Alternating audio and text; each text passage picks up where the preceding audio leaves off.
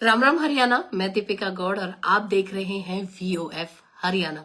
कांग्रेस में एक और जहां खुशी की लहर है, वहीं कहीं ना कहीं अंदरूनी कलह इस समय पर पूरे पुरजोर तरीके से सामने आ रही है।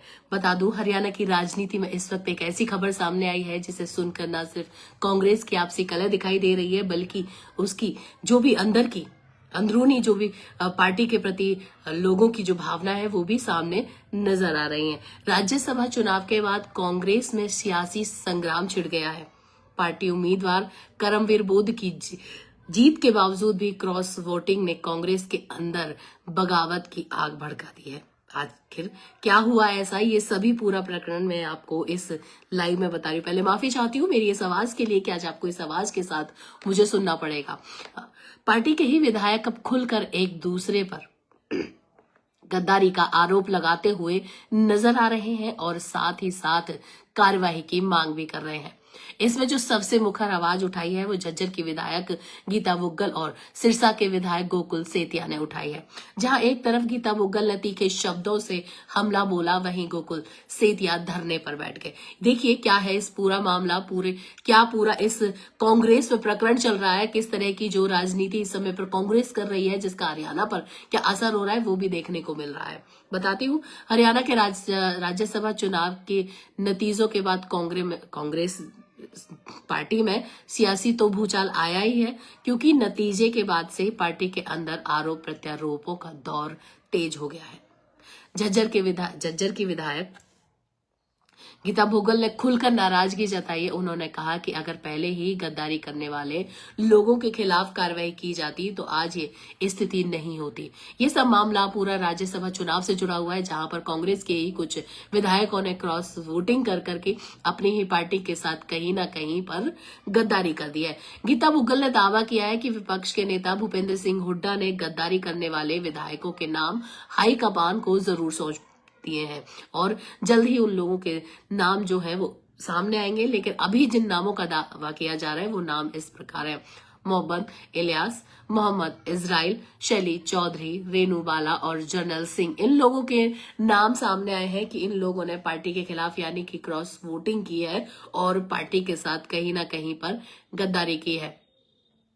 इसमें सभी से ज्यादा जो चर्चा का विषय रही वो रही नारायणगढ़ की विधायक शैली चौधरी, जिनको लेकर एक बड़ी नाराजगी गीता मुग्गल ने भी जताई है और अन्य विधायक भी इसमें कहीं ना कहीं सामने आ रहे हैं। गीता मुग्गल ने कहा है कि शैली पूरे रास्ते राधे राधे का नाम जपती रही, माला जपती रही और राम का नाम लेती रही, लेकिन बगल में छुरी रखकर पार्टी के साथ गद्दारी भी कर दी। देखिए, उधर सिरसा से विधायक गोकुल सेतिया ने भी मोर्चा पूरी तरीके से खोल दिया है। उन्होंने सोशल मीडिया पर लाइव आकर क्रॉस वोटिंग करने वालों के नाम सार्वजनिक करने की मांग भी की है। गोकुल सेतिया ने ऐलान किया कि वे चंडीगढ़ में कांग्रेस ऑफिस के बाहर उन्होंने धरना दे दिया, जिसके बाद कुछ समय बाद ही हालांकि भूपेंद्र सिंह हुड्डा वहां पर पहुंचे और इनको अपने साथ ले गए। इतना ही नहीं, विधायक मंजू चौधरी ने भी चंडीगढ़ में धरना दिया, मतलब गोकुल सेतिया और विधायक मंजू चौधरी दोनों ही धरने पर बैठ गए और उन्होंने इस पूरे प्रकरण को सार्वजनिक करने का दावा किया। उन्होंने कहा कि जो भी नाम है जिन विधायकों के जिन्होंने क्रॉस वोटिंग किया है उनके नाम सार्वजनिक कीजिए। हालांकि कुछ देर बाद ही भूपेंद्र सिंह हुड्डा मौके पर पहुंचे और दोनों विधायकों को समझाकर अपने साथ ले गए। इस विवाद में जब एक बड़ा मोड़ तब आया जब शैली चौधरी का नाम सामने आने के बाद उनके पति और कांग्रेस के कार्यकारी अध्यक्ष रामकिशन गुर्जर ने पार्टी से इस्तीफा दे दिया। सोचिए कि किस प्रकार से गद्दारी सामने आई और उन्होंने उस पार्टी को ही छोड़ना ज्यादा उचित समझा। रामकिशन गुर्जर ने यह भी कहा कि शैली चौधरी ने क्रॉस वोटिंग नहीं किया, यानी कि उन्होंने पार्टी से किसी भी तरह की गद्दारी नहीं की है, उन्हें सिर्फ बदनाम करने की कोशिश की गई है। वहीं कांग्रेस ने भी कार्यवाही अब इस मामले में शुरू कर दी है। दिल्ली में प्रेस कॉन्फ्रेंस कर BK हरिप्रसाद ने बताया कि 4 विधायकों ने क्रॉस वोटिंग किया है। उनके नाम इस प्रकार शामिल हैं, क्या क्या उनके नाम हैं, किस प्रकार कौन लोग हैं वो ये भी सामने आया है, जिसमें शैली चौधरी, मोहम्मद इलियास, मोहम्मद इजराइल और रेनू बाला, यानी कि अब तक जो 5 नाम की बात कही थी, लेकिन जब प्रेस कॉन्फ्रेंस की गई तो उसमें 4 विधायकों के नाम सामने आए।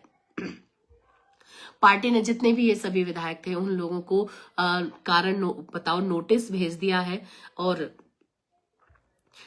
मैं माफी चाहती हूँ, इन विधायकों को सभी को कारण बताओ नोटिस भेजने की बात कही गई है। 3 विधायक मोहम्मद इस्राइल ने आरोपों को झूठा बताया है।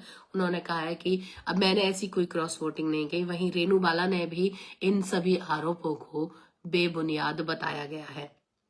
बादली से विधायक कुलदीप वत्स ने भी अपनी नाराजगी जताई। उन्होंने कहा कि कांग्रेस में काम करने वालों की ही कदर नहीं होती है। उन्होंने कहीं ना कहीं पार्टी पर ही आरोप लगा दिया कि कांग्रेस में जो भी पूरी मेहनत और ईमानदारी के साथ काम करता है उसमें इनकी कदर नहीं है। इस पूरे मामले में निर्दलीय उम्मीदवार सतीश नांदाल हाई कोर्ट जाने की तैयारी में है। उन्होंने आरोप लगाया कि वोटिंग के दौरान नियमों का उल्लंघन हुआ, जिसके चलते वो हाई कोर्ट जाएंगे। राजनीतिक विश्लेषण का कहना है कि कांग्रेस के लिए स्थिति hand you lose tells you lose जैसी है। इस समय पर सख्ती दिखाने पर पार्टी टूट सकती है और नरमी दिखाने पर नेतृत्व कहीं ना कहीं कमजोर नजर आएगा। ये सभी यहाँ पर चल रहा है। देखिए, कांग्रेस में एक तरफ जहां जीत है वहीं पर कहीं ना कहीं दुख भी है कि पार्टी के ही कुछ नेता पार्टी के ही खिलाफ जाकर क्रॉस वोटिंग कर रही हैं। कैसे एक जीत के बाद भी कांग्रेस के भीतर सियासी संकट गहराता हुआ नजर आता है। फिलहाल सबसे बड़ा सवाल यही है कि क्या कांग्रेस हाईकमान इन विधायकों पर सख्त कार्रवाई करेगी? क्या और इस्तीफे सामने आएंगे और क्या यह विवाद सामने आने वाले चुनावों को भी प्रभावित करेगा? फिलहाल हर तरीके से नजर बनी रहेगी इस अपडेट के ऊपर और आपको लगातार हम इस बारे में जो भी अपडेट होगी बताते रहेंगे। फिलहाल इस खबर में बस इतना ही। ऐसी ही तमाम और खबरों के लिए बने रहिए हमारे साथ, देखते रहिए वॉइस ऑफ फरीदाबाद। नमस्कार।